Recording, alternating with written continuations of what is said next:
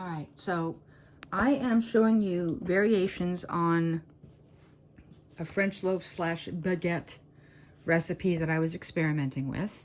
Again, if you've been following me, you'll know that I have moved to a new apartment. I am calibrating my kitchen to my recipes, and my whole wheats, my 50% whole wheats, and my good old-fashioned all-purpose batards and bowls work out great. I'm happy. When it starts coming to my French breads and my baguettes, not so much. But that's okay. I have years to calibrate myself here, which is okay. I have made several loaves of bread since moving into the new apartment, and I am grateful that I do actually have some baking experience, because if I were not a tenacious personality type, I might have given up on sourdough by now. But I'm tenacious. So I have baked several types of French breads since moving in and over the last few months. I'm sticking to an 80% hydration or a 68% hydration, but something that I notice consistently when I'm doing an open bake in the oven, which means I'm not using a Dutch oven with a lid, and the open bakes that I'm doing, I am adding a tray of water at the bottom rack and baking on the middle rack. Usually what would happen is the oven itself would just gather some steam. You would bake it for 8 to 10 minutes, remove the water, and then let the crust brown up, because most of the rise would have already happened. The same thing has been happening each time on my French loaves and baguette loaves. They're not fully browning and they remain quite blonde. So there are other structural issues with these loaves that I'm showing you. The center loaf of the larger French bread, it was baked and created from exactly the same recipe, exactly the same time.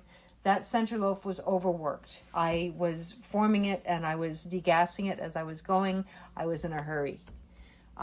So the first loaf worked out quite well, but the second loaf, because I degassed it, the structure wasn't formed when I popped it into the oven, because I popped them both into the oven at the same time. Having said that, all of these are slightly under-fermented, because I do, with my process, I usually pull my dough at about 12 to 13 hours and pop it in. With this particular fridge, I have not nailed the specific time that I should be popping it into the oven at. I would prefer to go in at an underproofed level than an overproof level, because I will still have rise on my bread. That will affect the crumb, but it doesn't affect the fact that you have a decent loaf of bread that you can eat.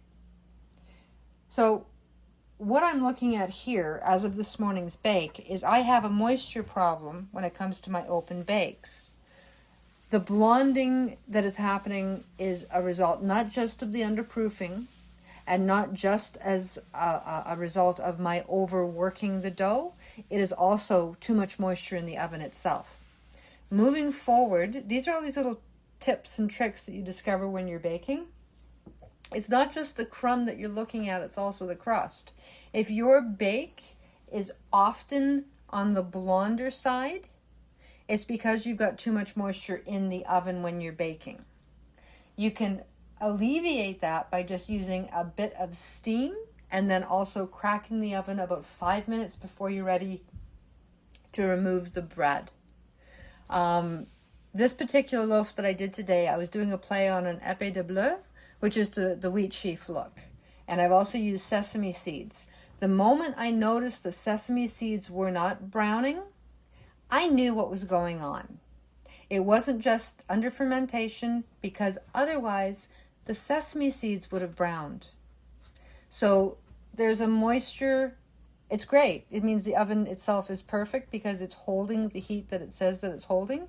But for my end of things, not only do I need to control my fermentation better when I'm proofing, so I need to proof a little bit longer before I put my bread in the oven.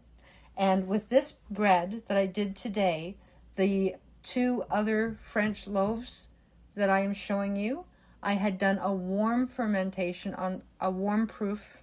I had let it proof on my counter for 6 hours. And then with this one, I had let it proof cold in my fridge for 14 hours. So I've nailed the fact that I have a moisture containment issue in my oven, and moving forward, I do believe I may have cracked this one too. But here's the really good news. Every single one of these loaves of bread are edible and good to use. You can serve them at the table. In the case of the cut French loaves that you're seeing here, with one of them, it will be a crostini base, and I will use it for the leftovers that I have from Easter. On the center loaf that has a little bit of overworking and that gumminess that you see where it's not fully structured, I will use those for croutons. I will take cubed bread that I create from this loaf, mix it with some olive oil, in this case the rosemary flavored stuff that I make, and I will pop it in the oven, and it will be preheated at 350. I will reduce the heat to 100. I will remove it once at about 10 minutes and fluff it up, pop it back in the oven with the lid slightly cracked so that it finishes crisping up. I've already had a salad with a version that I've made.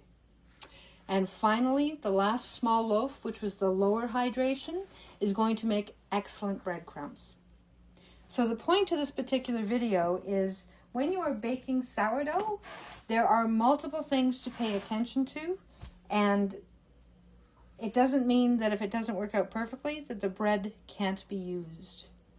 80% hydration is a less forgiving loaf than a 68% hydration, but you can still repurpose the bread if needed. Anyways, I hope this helps. I do love sourdough baking, and all these little mysteries that crop up, for me, it's as much fun figuring them out as eating the bread too. Okay, have a great day.